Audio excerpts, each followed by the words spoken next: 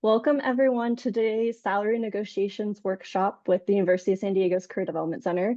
We have an amazing presenter today, Tracy Hagenkamp from BioLegend from Revvity. And she's gonna talk with us today about her background, a little bit about BioLegend Revvity, and also about the salary negotiation process. She has some amazing, great tips for you all, and we can't wait to have her present to you today. So Tracy, I'm gonna kick it off to you and just let me know if you need any support throughout. Well, thank you for the great shout out in the introduction there. Thanks, Kelsey. So I'll introduce myself first. My name's Tracy Hogenkamp, and I have been in the HR realm for over 30 years. So I'm dating myself here a little bit. I enjoyed interacting and doing presentations like this with students. I have young adults or grown adults, I should say, out of college, so I know what you're going through. I give my kids the same advice and their friends advice, and feel free anytime, if you have any questions along the way. I'm happy to kind of be, a resource for you, as we get down the path here. But so first off, I'll just kind of share a little bit about myself. Like I mentioned, I worked, in the TA talent acquisition. I'm a senior talent acquisition specialist here at BioLegend by Revvity. But prior to that, I worked at Legoland. So a lot of you may know Legoland, yeah, a theme park. I'm a little bit on a different roller coaster being in the biotech industry now. So I've been here for about 4 years. I found myself, in a situation 4 years ago with the pandemic that I was laid off. And again, just to kind of, reinforce that, that mantra to network, my network was quite strong. And my previous manager and director came over to BioLegend about 8 years ago. So when I found myself out of a job, I called her up, and it just happened to be great timing. And I've just really just been thrilled to come here. I really appreciate what I do and the company and all the great things. So I'll talk a little bit about our company, and then I'll kind of jump in a little bit more about the salary negotiation piece. So, and again, forgive me, I do talk fast. So hopefully you guys I had your coffee and ready to go. All right. So when I started, with Kelsey, it's not working. My slide's not advancing, so I'm not sure. You might need to click on the slide itself on the screen that your slide deck's on. Wait, hold on a second. Thank you. Hold on. It's technical issues here. There we go. Okay. There we go. Here we go. So when I started, with BioLegend, we were in business for about, 28 years there. And we were looking to do an IPO and go public. And at that point, a bigger company came and acquired BioLegend. We've gone through a little bit of a transition, and the company was rebranded under this new umbrella, which is now called Revvity. So, it's kind of a unique name, beautiful, cool brand. But this kind of breaks down how we came up with the name Revvity, right? So, and it really, taking on that, expanding the human boundaries, right? So that's, really the impact of what we're doing as a company. We have different, umbrella, businesses as well. So Revvity as a whole, we develop, end-to-end solutions, designed to help scientists and researchers, doing their work. We have over 11,000 employees globally. The headquarter for Revvity is based out of Waltham, Massachusetts. And this is such a great opportunity in this environment now. So BioLegend specifically, which is where I'm based here in San Diego, we manufacture reagents and antibodies that go into research kits. So if I have any biology students here listening in on this, you maybe you've used some of our products. Our biggest customers are in the academia, as well as research institutions and government agencies like the NIH. They'll use our tools to do their research to find these cures to cancer or some immunological disease. So that's the BioLegend piece of it. So just to give you a little backstory here, I have to give my little commercial. Again, this could just slide here just shows you a little bit about the different customers that we have, as well as the impact that we've made.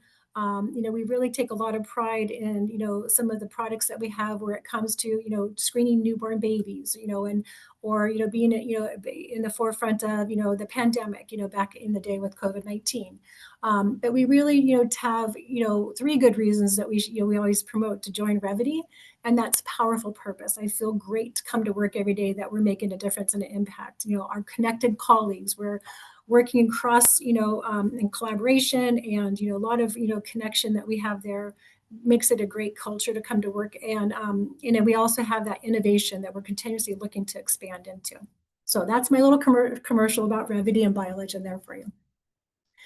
So going into, the actual, piece here, I was telling Kelsey earlier that my mantra is, it doesn't hurt to ask. That's always been my mantra, whether it is going into a hotel and saying, hey, can I have an upgrade? Or if I'm going to a restaurant, can I have a window seat? I mean, it doesn't hurt to ask, right? So, but there are some parameters that you want to have to walk through when it comes to negotiation, right? And so an understanding a little bit of that is important, and not just going in because Tracy said it doesn't hurt to ask. Okay, so first off, this kind of gives you a little bit about what we're going to be, I'll go over here. Just, the input that, you can have, and we'll kind of walk through some of those important factors that you need to do and give you some practical resources. All right. So my biggest thing, and I'm coming from the talent acquisition side, so put your hat on my side for a minute, just to understand that recruitment process, okay? And maybe you're going through the career counseling offices, or showing you how to do your resumes and interview techniques and mock interviews, all that good stuff, and filling out applications. But I just want to kind of give you a little bit of insight, what comes into determination prior to your offer, prior to your interview, just starting with the application in itself, okay? So I don't know if you guys probably are aware, California and a number of the other states now are required by law to do a pay transparency. So in the job description itself, at the very bottom, typically, there's a little blurb that's going to tell you what this position is going to pay.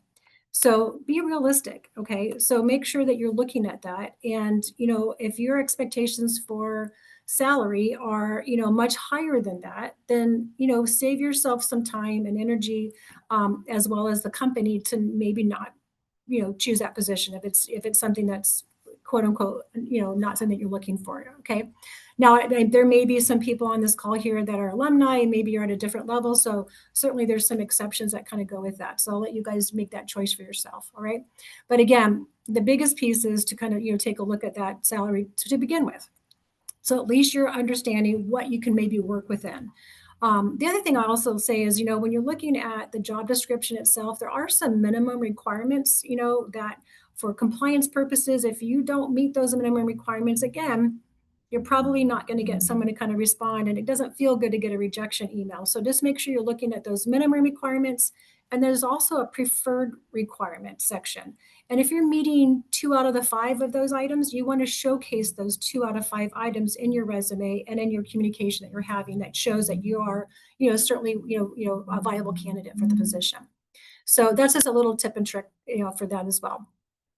When we're looking at salaries and how we determine salaries, there's a whole, company, facet that goes with it, but they have pay bands for each role at each level. There's multiple levels, multiple positions, right?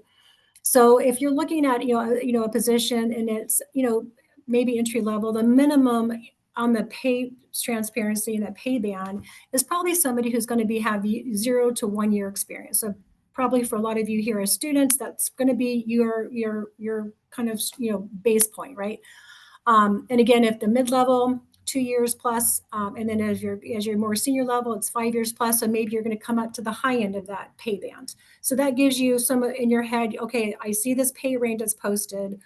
I have this much experience. Okay, I'm going to probably be comfortable with whatever they give me. Let's be honest.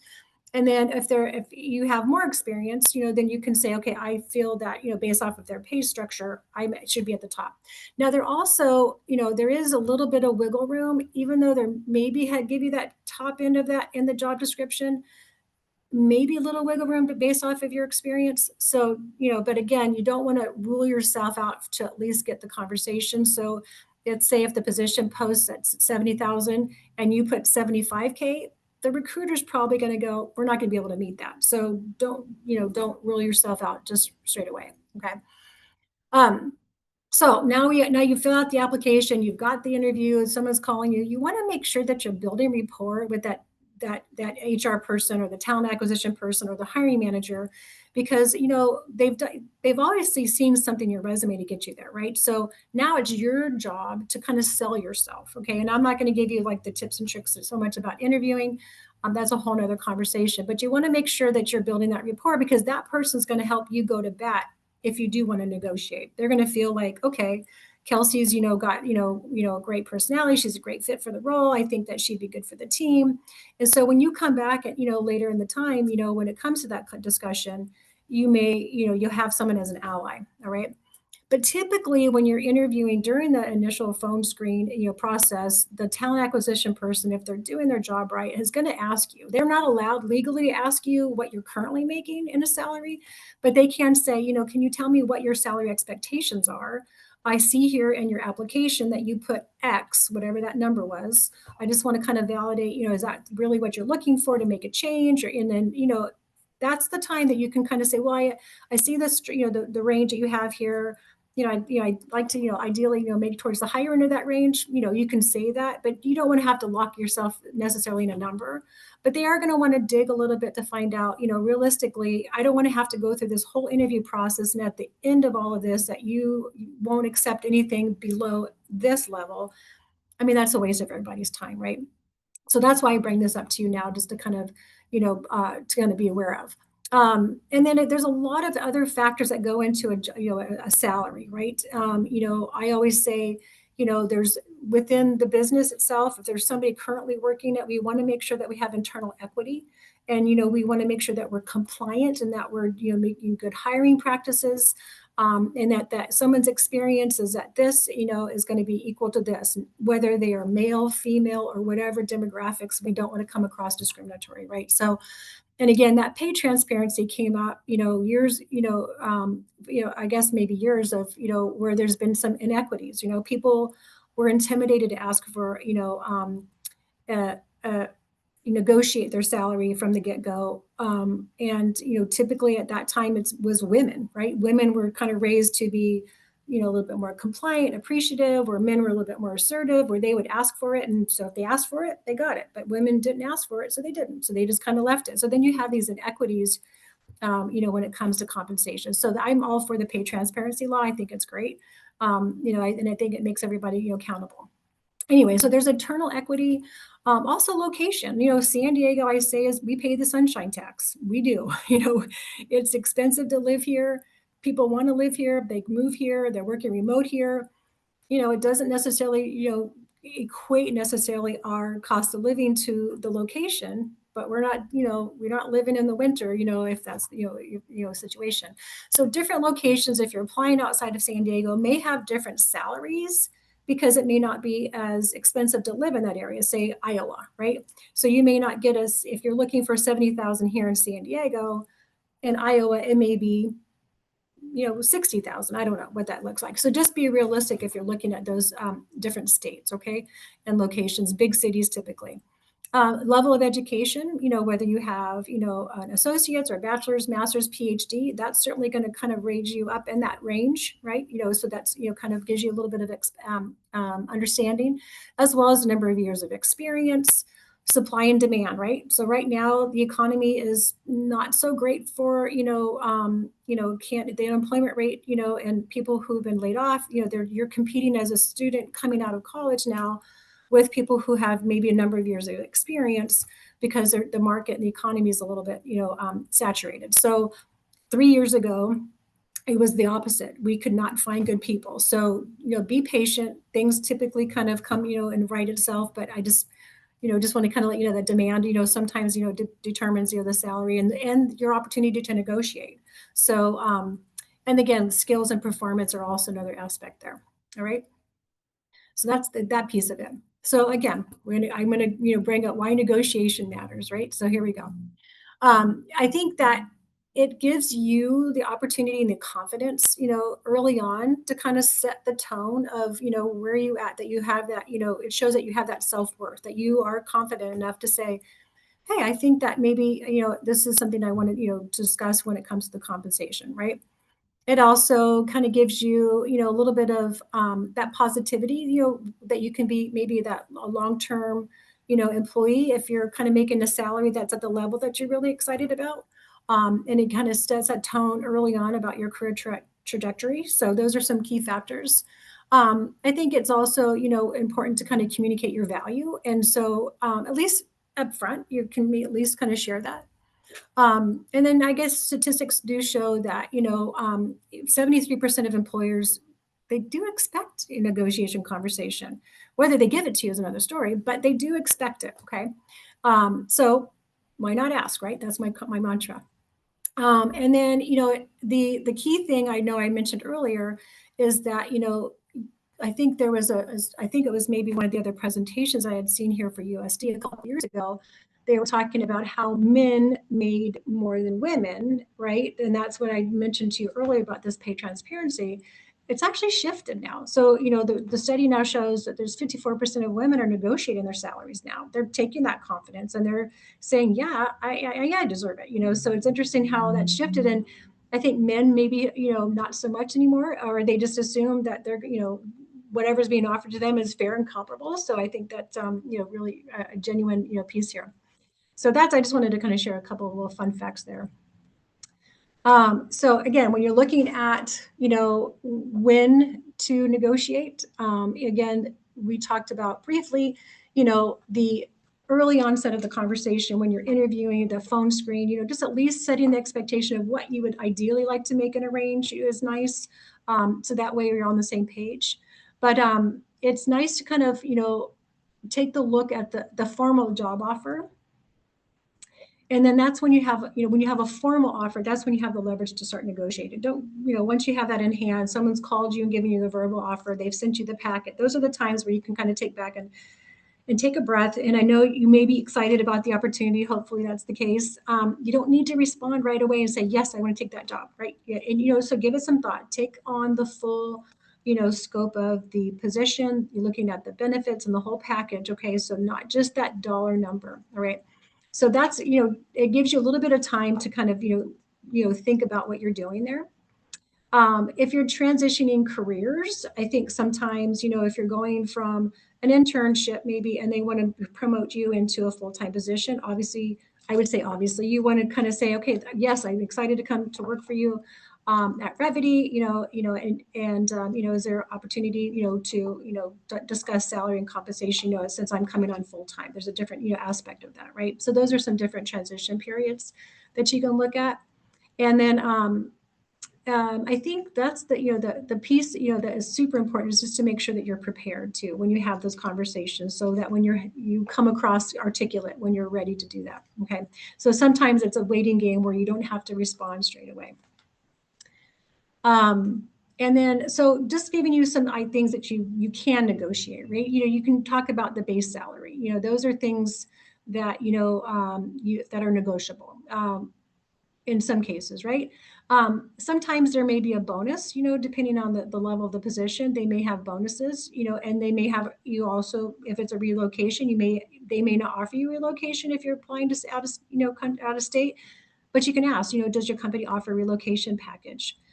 Again, it doesn't hurt to ask. If you're willing to relocate your own, I'm like happy, good. I'm not going to have to pay that out of pocket as an employer. But if you ask, hey, then we may have some sort of, stipend to kind of help you with relocation, right?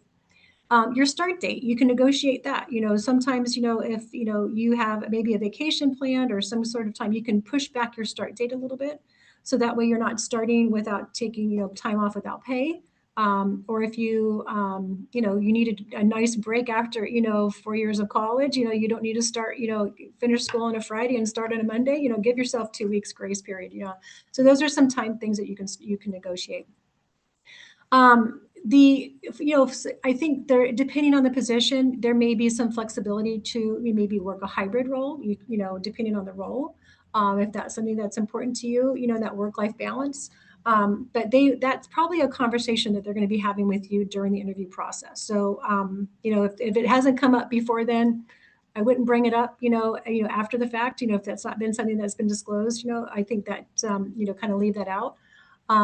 And then again, I said, if you're, if at a different level, if there's some alumni here at different,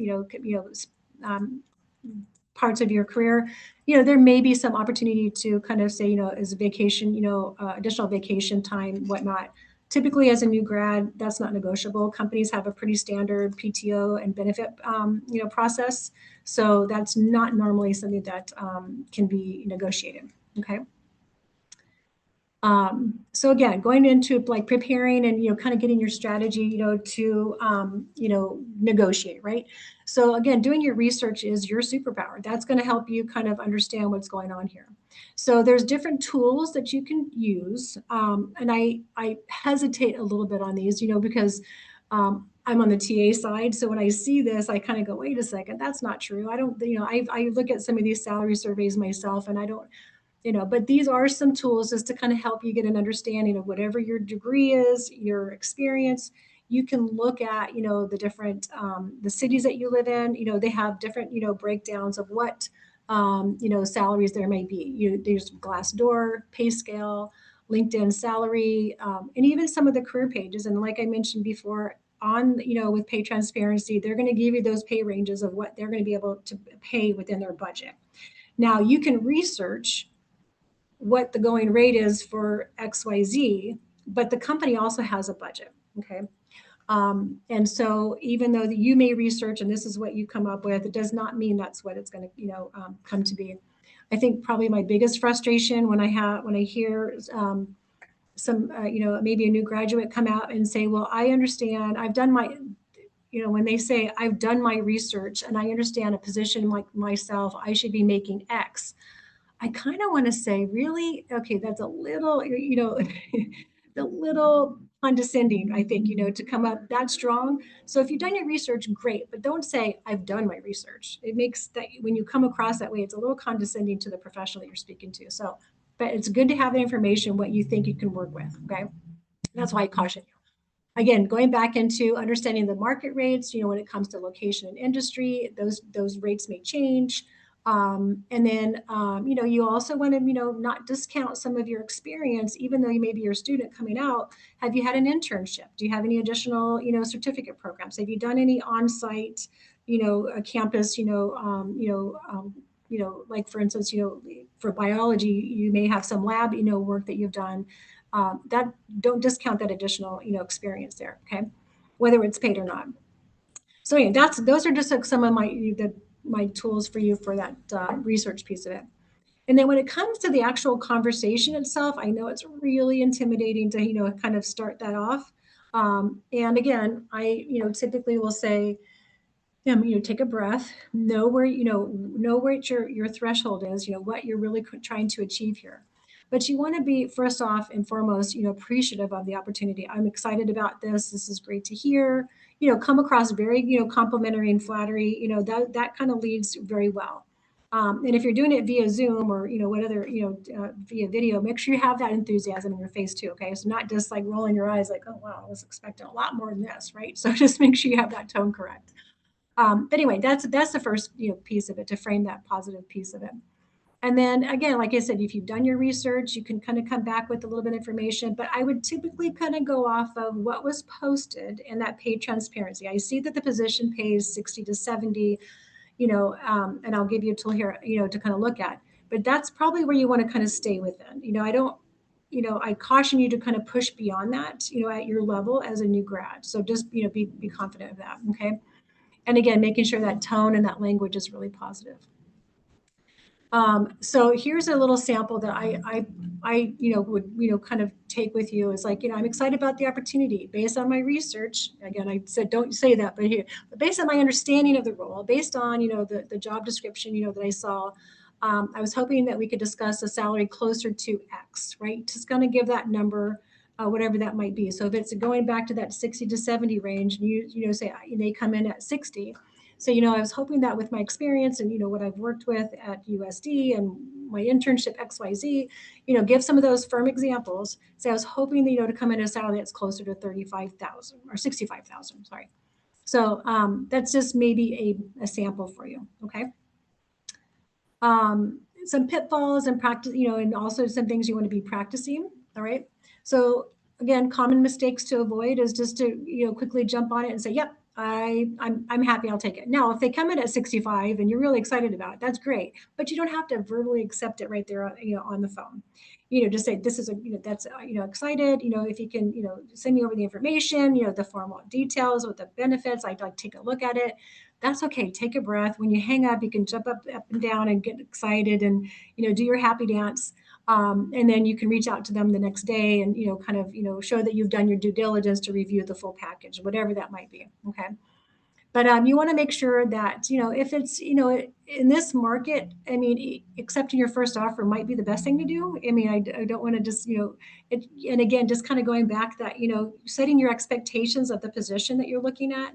I know that, I said a young adult at home who's going through something similar where, she's wants her dream job. Okay. Well, your dream job is not always going to be your very first job. It may not be your fifth job, but every opportunity gives you some experience and then some leg up. So just trust the process, whatnot. But again, back to accepting the position, and just don't limit yourself necessarily. Okay. Don't be overly aggressive, and saying that, okay, yeah, I want 75,000, I would accept anything less, those condescending kind of tones, they're not going to necessarily rescind the offer, but it's not going to set a tone if you do accept the position, even at a lower rate, that they're going to think, gosh, Tracy's going to be challenging to manage. I think that's a little, am I hesitated on, moving. You don't want to set that tone to kind of, to start off on a career.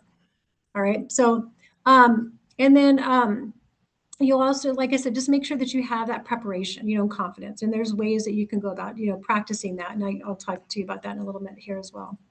The other thing is, I think that there's that, comparison. I think, again, going back to my own, daughter here, her friends making, $20,000 more than her. And she's, been, working more, at this job than this other person. There's not that comparison factor. So sometimes you have this number in your head that you want to make, and you're kind of comparing, and it's not probably the best.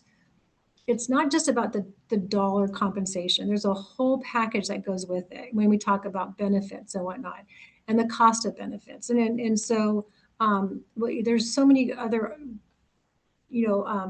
factors that come into play with that. So I'm going to share with you a few of those here in a little bit. But just don't shut down the offer because it's maybe not where you're at. There may be some other, factors that are going to actually put you at a higher rate, because those out-of-pocket costs are going to help you in the long run. Okay, so you can pay your bills.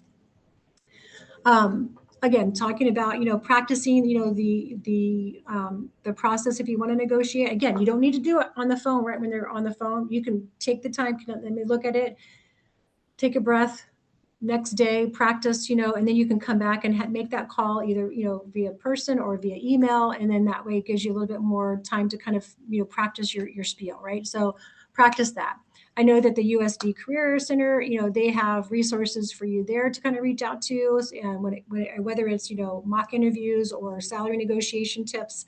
And also going to just put this out there. I'm sure you guys are all on AI already, but there's some great AI tools that you can interact with as well. And there's also some great AI tools to kind of help you, determine, what to say and what not to say. So it's out there, right? So I'm not sharing anything that's different, right? And then there's some, like, you can even look at some sample offer letters, things that kind of go into place there. But again, it's, every experience, is you're continuing to learn. So whether you messed up that first one, the next time you get a job and you go to negotiate, you feel a little bit more confident. You understand, what comes into place there. Okay. And you know what, like I say, it doesn't hurt to ask, but what if they say no? If they say no, okay. Doesn't hurt to ask, right? So that's what I always say. But there may be some other, I think that it just sets the tone, that you really think, confidence, and that you have value that you can bring to the company. So, you don't take, it's not necessarily rejection on you personally and what your skills are. Again, going back to the beginning here, it's about the company, their budget, the equity, the alignment, that they're trying to be consistent in their hiring practices. So it's not anything to do with you personally. It really has to do with that business side of things. So just keep that in mind. All right. And again, the sign-on bonus, I always say, sometimes it's nice as, even if you're happy with the salary, again, does your company offer, a sign-on bonus? And you know what? Oftentimes they do, but it doesn't hurt. It's like you won't know it until you ask, right? So that's another thing to kind of keep in your back pocket if it's not on the salary side of things. And if they come back and they're really hard-nosed and it's something that, you know, you just got a sour taste as a whole from, you know, the way that they responded back to you, you might want to think, gosh, is this a company I really want to work for, right? You know, if it comes back in a you know, kind of an adverse kind of situation. But hopefully you've been positive and presented yourself, you know, in a good light anyway, because you don't want to burn bridges.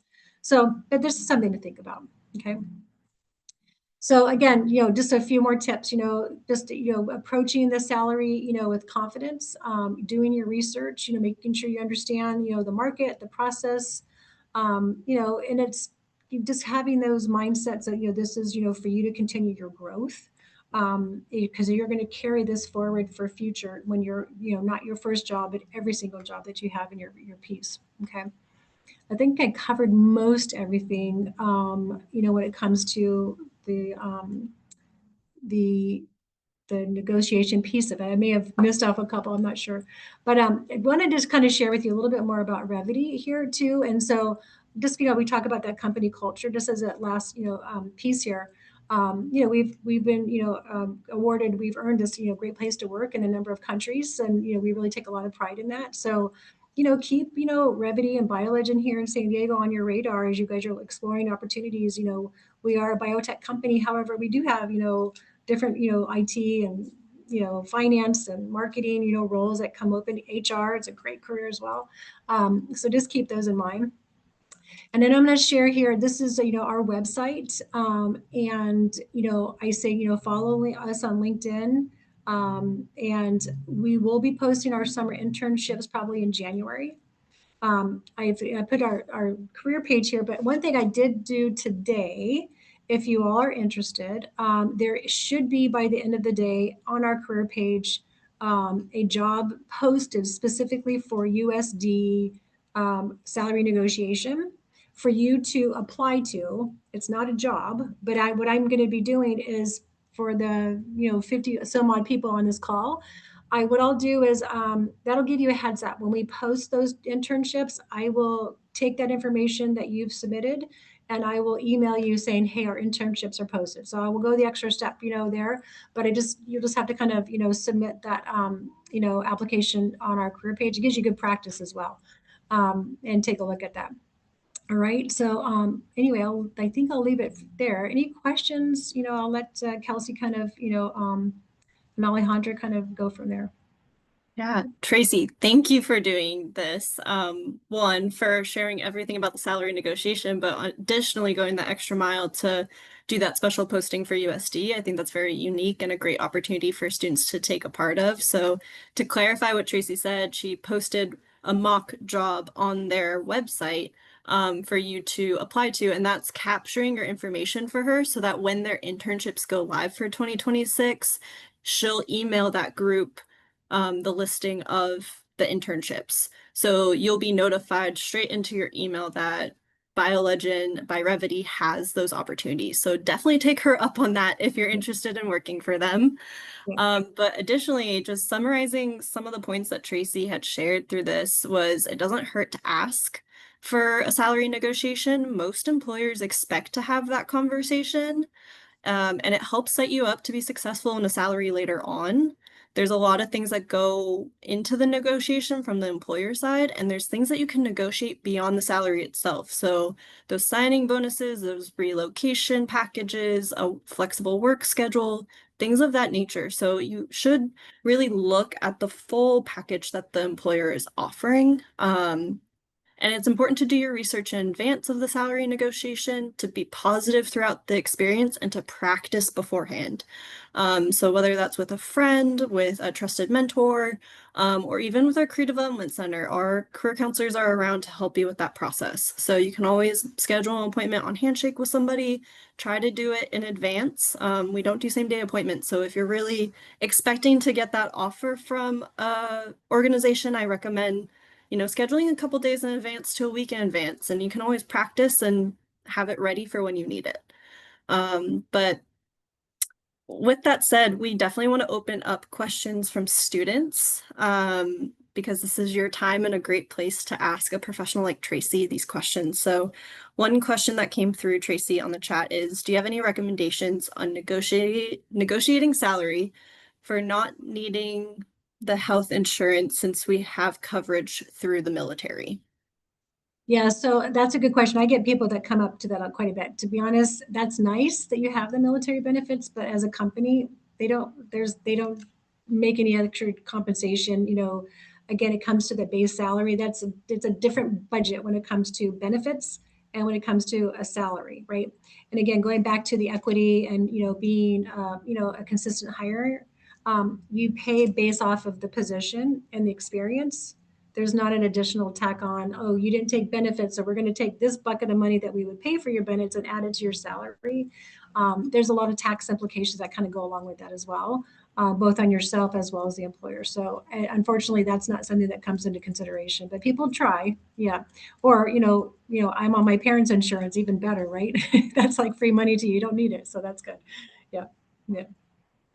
But I mean, the thing is that you do, to kind of go back to that is, there are benefits like a 401k match, or an HSA match, health savings account, that companies, provide. So if I put in $1,500 for HSA, they match that dollar for dollar tax, pre-tax.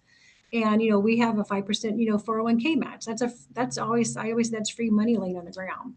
So make sure you're taking advantage of that, even though that doesn't necessarily cost you sometimes, take advantage of that. Yeah. Definitely. Thank you, Mhm. Tracy. Another question that came directly to me was, are companies less inclined to negotiate with recent graduates and entry-level jobs? You know what? It just depends on the role, right? Now, for the most part, I'll be honest, because most of you are going to be going into more of a non-exempt position, right out of college, which means you get paid an hourly rate, right?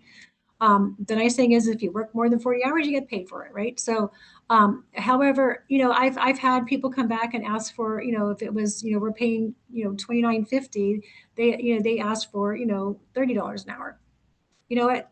They may be open to that. So I wouldn't necessarily say, it's a firm, take what you can get. Like I said, it doesn't hurt to ask, right? So yeah. But again, knowing the market right now, there's a lot of competition. There's a lot of people out there. But if they've come to that point where they're making you an offer at that point, obviously they like you, they want you. And are they going to squabble over maybe $1,000? Probably not. But so, yeah. Yeah, I think overall it's negotiating within reason. And then to Tracy's point, yes, there's the economic factors, but you also want to set yourself up well for success. So as long as you're negotiating within reason, it doesn't hurt to ask. And maybe they say no to the increase, but you can still, it's not necessarily a no that you now have the job taken away. Mhm. So you can, it's a negotiation. You can go back and forth a little. Yeah. Yeah. Okay. I think another question that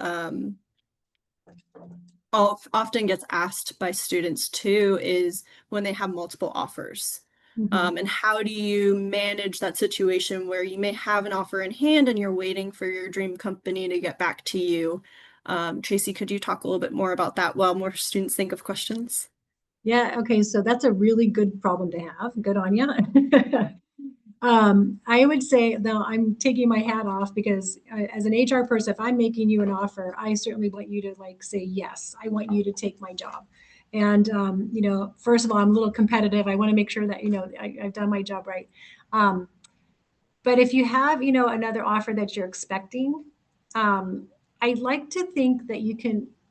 So twofold, as a professional, it would be nice to be honest and say, thank you. If you can give me, typically you have like a 48-hour, type of response time. I wouldn't say it right off the bat, just, have them send you the information over. And then maybe, that when it comes close to that 48 hours, just say, can I have the weekend or whatever, can I have until next Friday to think, to kind of, weigh this out. And they may come back and say, what's the reason? And you just say, I have a pending offer. I just want to make sure I make the best decision. Obviously, this is important to me in my career. Kind of say it like that. But if you really are leaning on this company that you really are, but you're just waiting for a second offer just to kind of compare, you don't really want to kind of try to, have a bidding war. And again, in this market right now, because they may just come back and say, that's the best offer I'm going to be able to give you. I'm not going to try to compete with XYZ company. You just need to decide, do you want to work for us or not? Right. So that's kind of how the mentality sometimes comes across on our teams, at least. However, taking my hat off, there's no, if this is a company that you like, but you're not like this other company is one that you really want. Gosh, I hesitate to tell you this. Stop recording, but I would say take the offer. If you're waiting, accept the offer. And if you're still waiting for this other company, it's going to be a week or 2 weeks down the road prior to you starting. Take the offer. And then if the other offer comes through, before your start date, then you just graciously say, I apologize. I had another offer come through and I've accepted this position. I need to decline my offer. It's not the greatest thing, you burn bridges, but if it's a company that you're just like, but this was a better offer, you got to do what you got to do for yourself. That's my mentality. But if you can try to be honest up front, I think that's probably the best thing. Yeah. Yeah, great question, and great answer. And yes, it's very much not encouraged to renege on an offer. So that means you receive an offer, you say yes, and then you say no. It's not a great look from multiple areas. So I think if you're in that situation, please consult with a career counselor about how to manage that. But as Tracy said, while you're in the offer negotiation stages, it's always okay to ask for a little bit more time, and make sure you're making the right decision during that point. Yeah, I agree. Yeah. Another question that came through from a student is, do you have any tips to fake the confidence of negotiating if it's something outside of your comfort zone? Oh, well, if it's not on video, I always say stand up and do the power stance. If you're standing and your feet are grounded on, you tend to have a little bit more like confidence in that itself.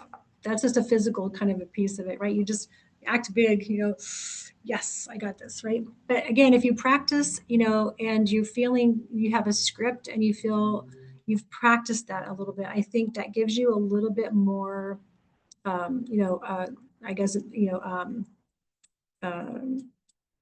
I think they a little bit more confidence, like I always say, fake it till you make it, right? So if you just take a breath and just, breathe and just, the physical piece of it, I think that kind of helps slow your heart rate, to kind of help you articulate clearly. I think that's the biggest way to do it. I don't know if that's the best answer for you, but that's the only thing I can come up with, because it's intimidating. I get it. I hear you. It's intimidating. Yeah. Yep. And I think practice makes confidence too. So as you Mhm. talked about earlier, practicing with a mentor or a friend, maybe even using AI a little bit. It might be a little bit different since it's not in person, but maybe it can help you write an email better when you're negotiating. Those things will always help you with your confidence too, is practice. Exactly. Yeah. Okay. Another question that came in is, although it's not necessarily related to beginner salary negotiations, but would these same approaches be helpful towards raise negotiations? Maybe you've worked at a company for 2+ years and have not received a pay increase yet. How would you recommend initiating that conversation tactfully? Ooh, good question. So most companies, at least the ones I've worked for, they typically have like an annual pay cycle, um, and generally speaking, it's a 3 to 5% range that their pay increases are. And there's sometimes, based on the economy, where there's not going to be a pay increase, and that's a hard thing as an HR person to even have to share with your staff.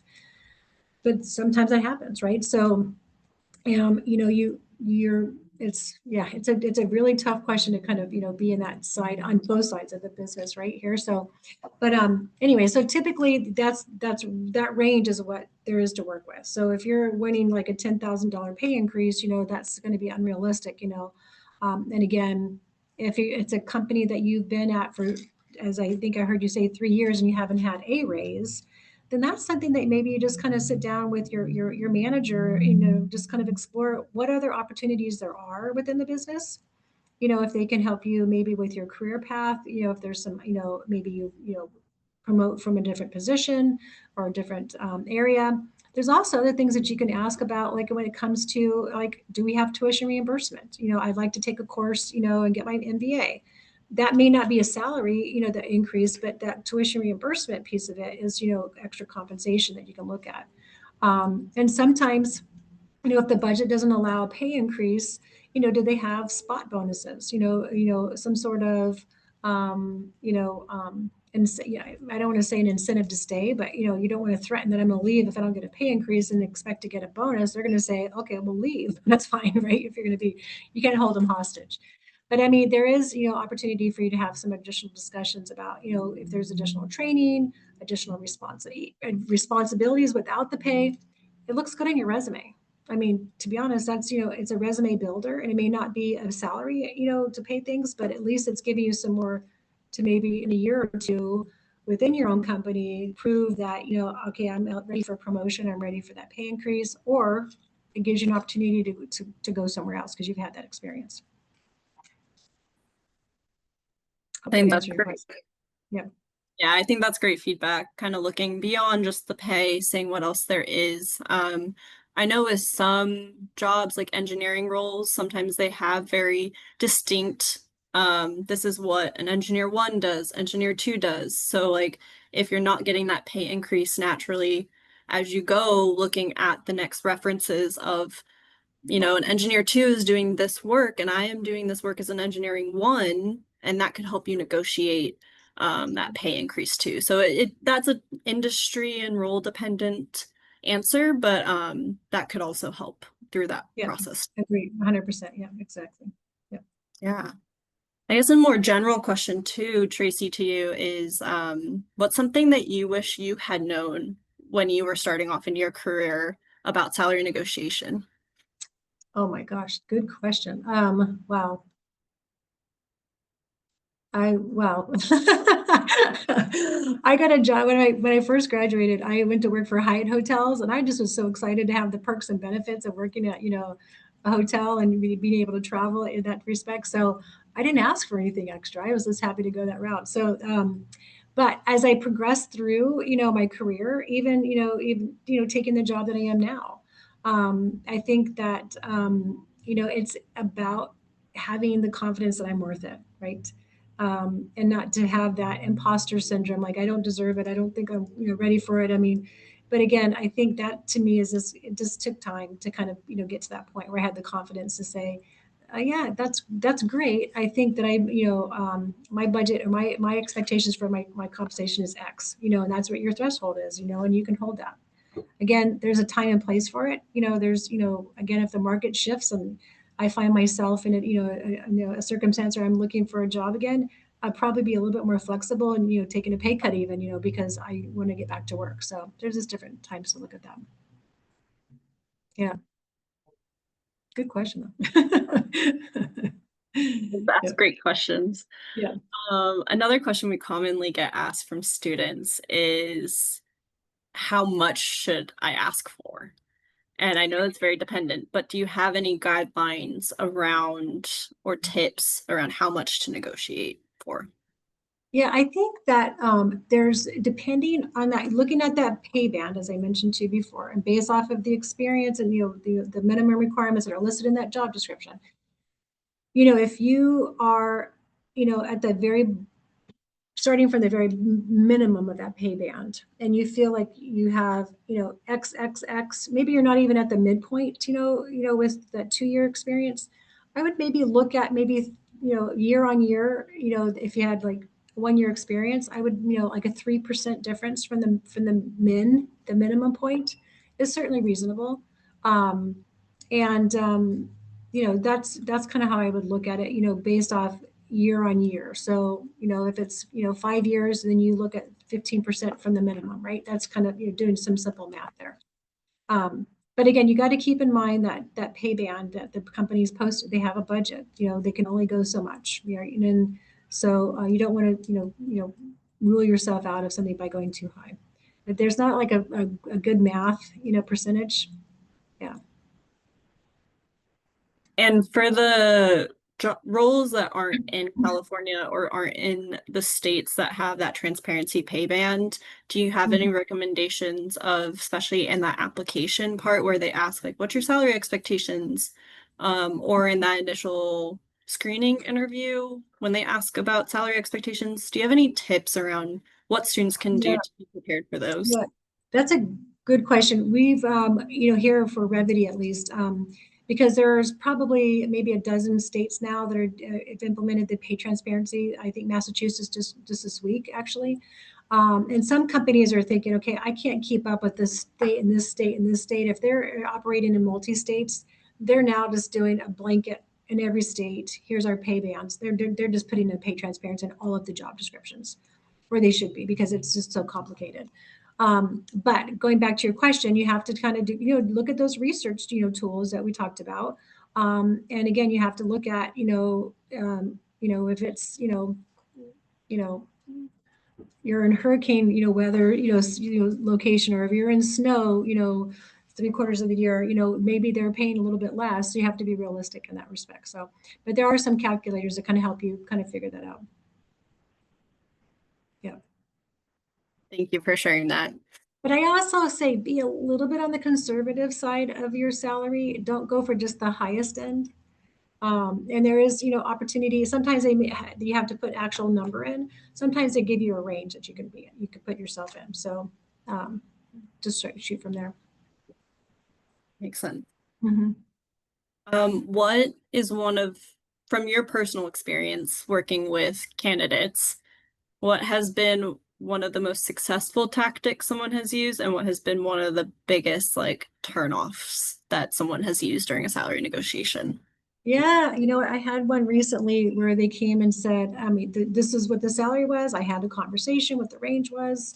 And they came back and said, well, I understand the position was vacated. During the interview process, they came up, and I don't know how, what came up in that conversation with the hiring manager that would make them think otherwise. And they came back and said, based off of the experience, that I think is needed. I've done my research, and I think it should be paid. Like, it was like $5 more than the high end that was posted.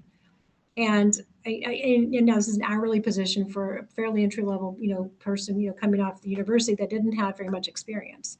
And I was a little shocked. I was like, wow. I was like, okay, when we discussed the opportunity, you were really excited about this range. They're coming in at the high end of the range, and you're which I think they went to bat for the best, offer for you. I can certainly go back. It doesn't hurt to ask. I even said that. And so I came back, and they said, look, they're very firm that this is what the salary is based off the equity of the position, and they declined the offer. Like, what, that I respect that. That's up to you. And 3 months later, she's messaging me and saying, I'm still interested in your company, and I'd like to come back. And she's kind of burned her bread. I'm like, so I'm sorry, not gonna happen. So that was one that came up recently. And then, the good ones, I think that, again, going back to that, building that relationship and that, that rapport, when you have that connection, I think I'm pretty genuine. And most HR professionals are, pretty, focus on, the culture and the aspect of, the good people. And they're reasonable. So just, just say, listen, I know we talked on the phone, and I mentioned that I was looking at this, couple of things that changed, my circumstances. I would just say, is there any way that they can come up on that, that offer? Don't even give them a number. Is there any way they can come up a little bit more on the offer, right? Just come up. Let them decide what come up might be, and then, kind of take it from there. And in that particular case, when this person did that, I went back, and the team was like, I respect that. I thought, we could probably give a little bit more anyway. And they did. They gave, a little bit more on that compensation. So that, I think that's something that works. But again, just be, be honest and be contrite a little bit too. So being humble, being polite, Yeah. Goes a long way with that relationship building. And Yeah. you want these individuals to advocate for you too. So being Yeah. nice to the recruiter through the process, things of that nature too. Yeah, exactly. Especially if their name's Tracy, right? That's it. Yeah, so if they're Tracy, you definitely want to be extra nice, especially for how she's donating her time with us today. Yeah, that's it. Okay, well, I know we're coming up on time. So Tracy, I just want to say thank you on behalf of everyone here, and you're getting lots of love in the chat with thank you. Thank you.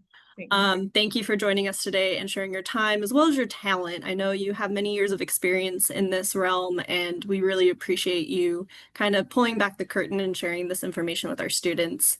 And we're thankful to have you as a partner. So thank you for everything. And students, thank you for joining today to learn more about how you can succeed in your career search and salary negotiations. Again, this will be posted on YouTube, so you can refer back to it, give us a couple days. And then for your Passport, Compass, and Connect points, also give us a couple days. It's a manual process. There's nothing you need to do with it, but we have you on here if you joined, and we'll follow up if needed. So thank you, everyone. I hope you have a great rest of your Thursday. Thank you, guys. Good luck.